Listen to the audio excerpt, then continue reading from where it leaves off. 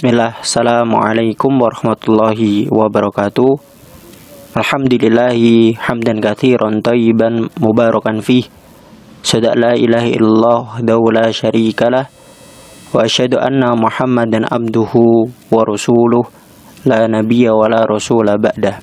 Ikhwan wa akhwat rahimakumullah. Alhamdulillah, pada kesempatan kali ini kita akan kembali melanjutkan pembahasan kita di dalam pelajaran fikih dengan kitab Al-Fiqhul Muyassar fi Dha'i Al-Kitab wa Sunnah. Nah, pada kesempatan kali ini kita akan memasuki bab yang keempat, Al-Babur Rabi, yaitu fi siwaki wa sunanil fitrah. Pembahasan tentang siwak dan sunnah-sunnah fitrah. Kemudian di sini beliau mengatakan as-siwaku huwa isti'malu udin aw nahwihi fil asnani awil lithah. Yang disebut siwak yaitu menggunakan ud itu batang kayu. Tentunya ini kayu yang berasal dari pohon arok. Jadi yang diambil dari pohon arok tersebut adalah akarnya, au nahwihi, atau yang semisalnya, baik di dalam gigi ataupun gusi. Li izalati ma ya'laku bihima minal at'imati warrawaih, untuk menghilangkan apa yang melekat, menempel di dalam gigi maupun gusi, baik itu berupa sisa-sisa makanan dan bau-bau. Jadi di sini beliau menjelaskan bahwasanya siwak itu adalah dengan menggunakan kayu yang diambil dari akar pohon arok, dan itu yang dipakai oleh Nabi SAW dan para sahabatnya. Tentunya itu yang lebih afdal, lebih utama. Namun ketika tidak mendapati siwak tersebut, boleh menggunakan sikat gigi, karena di sini beliau menyebutkan au nahwi, sikat gigi, atau mungkin dengan jarinya, atau mungkin dengan kain. Karena yang dimaksud di sini, yang diinginkan di sini adalah perbuatannya, yaitu membersihkan gigi maupun gusi dari sisa-sisa makanan maupun dari bau-bau. Kemudian kita masuk ke masalah yang pertama, al-masalatul ula, hukmuhu. Jadi di dalam permasalahan yang pertama ini menjelaskan tentang hukum dari bersiwak. Jadi apa itu hukum bersiwak? Beliau mengatakan as-siwaku masnunun fi jami'il awqati. Jadi siwak itu disunnahkan, dianjurkan di seluruh waktu, di semua waktu. Hatta shaim law tasawwaka fi hali siyami fala ba'sa bidzalik. Sampai orang yang berpuasa, seandainya dia bersiwak dalam keadaan puasanya dia, maka itu tidak mengapa, karena siwak ini dianjurkan di setiap waktu. Sawa'un kana awalan nahari aw akhirahu. Jadi tidak ada bedanya, baik dilakukan pada awal siang hari, pada pagi hari, atau akhir dari siang, yaitu pada sore hari. Bagi orang yang berpuasa, maka tidak masalah dia bersiwak meskipun dia dalam keadaan berpuasa, karena Nabi SAW menganjurkan siwak ini secara mutlak, tidak mengikat dengan waktu-waktu tertentu. Jadi kesimpulannya bahwasanya siwak ini disunahkan di setiap waktu, di semua waktu.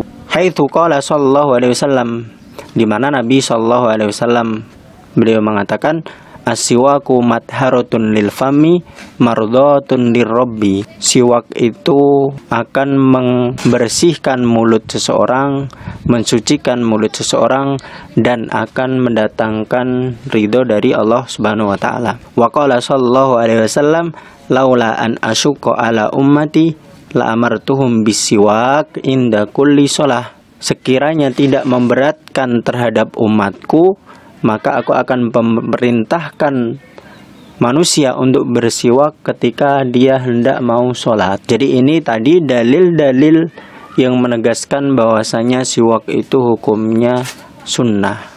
Kemudian kita masuk di permasalahan yang kedua, al-mas'alatu tsaniyatu mata yuta'akkadu. Jadi di dalam permasalahan yang kedua ini menjelaskan kapan waktu ditekankan untuk melakukan siwak. Jadi secara umum siwak ini dianjurkan di semua waktu, di seluruh waktu.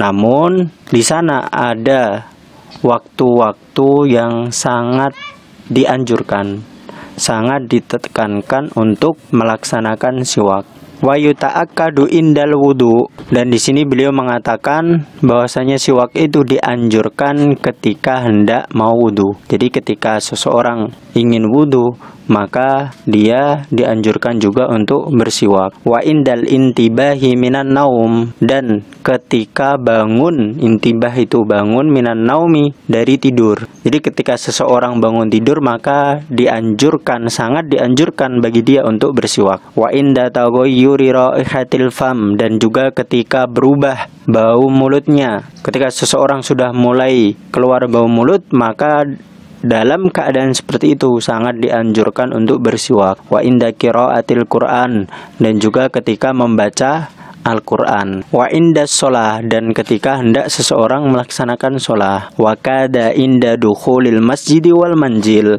dan demikian juga dianjurkan atau sangat dianjurkan ketika hendak masuk masjid dan rumah. Jadi ketika mau masuk rumah saja dianjurkan, apalagi ketika hendak mau masuk masjid.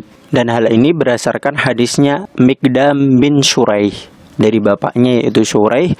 Beliau mengatakan, sa'altu Aisyah, aku pernah bertanya kepada Aisyah radhiyallahu anha, qultu bi ayyi syai'in kana yabda'un nabiyyu sallallahu alaihi wasallam idza dakhala baitahu. Jadi beliau menanyakan kepada Aisyah, dengan apa Rasulullah sallallahu alaihi wasallam memulai perbuatannya ketika beliau masuk rumah. Jadi apa yang dikerjakan Rasulullah sallallahu alaihi wasallam pertama kali ketika beliau ingin masuk rumah? Qalat, maka Aisyah menjawab, bisiwak, dengan siwak. Nah, kemudian wa yata'akkadu kadzalika inda tulis suku, dan sangat ditekankan juga untuk bersiwak ketika seseorang itu lama diam. Jadi diam yang sangat lama, seperti hanya ketika seseorang tidur. Maka biasanya ketika seseorang diam terlalu lama, menutup mulutnya terlalu lama, mulut itu akan cepat mengeluarkan bau yang tidak enak. Maka di saat itu seseorang dianjurkan untuk melaksanakan siwak. Wasufratil asnan, dan ketika gigi itu mulai menguning. Nah, ini menunjukkan bahwa seseorang tersebut sudah lama tidak bersiwak karena giginya sampai menguning. Banyak terdapat kotoran-kotoran bekas makanan di situ. Maka kondisi seperti ini sangat dianjurkan untuk melakukan siwak.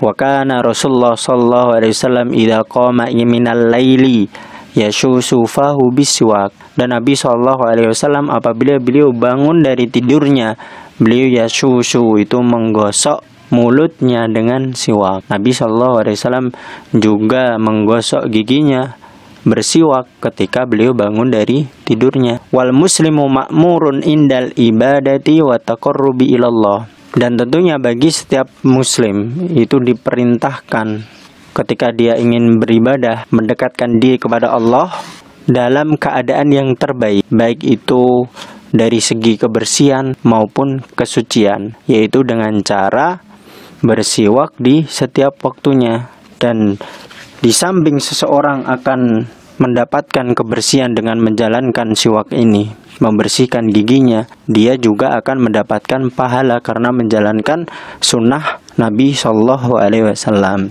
Kemudian kita masuk ke permasalahan yang ketiga, al-mas'alatu tsalitsatu bima yakun. Jadi di dalam permasalahan yang ketiga ini menjelaskan tentang dengan apa seseorang itu bersiwak, atau dengan apa kita bersiwak sehingga kita akan mendapatkan pahala dari sunnah tersebut. Di sini beliau mengatakan yusannu ayyakuna tasawwuk bi'udin radbin la yatafattat. Disunnahkan bersiwak dengan menggunakan kayu radbin yang basah, la yatafattat, yang tidak hancur bagian depannya, wala yujarrihul fam, dan juga tidak melukai giginya karena saking kerasnya alat yang dipakai untuk bersiwak sehingga dapat melukai mulutnya. Fa inna Nabiya sallallahu alaihi wasallam kana yastaku biudin arok. Karena Nabi sallallahu alaihi wasallam beliau bersiwak, membersihkan giginya itu dengan kayu arok, yaitu akar dari pohon arok. Sebagaimana yang kita ketahui, siwak itu yang telah dibungkus, yang sudah berada di dalam kemasan.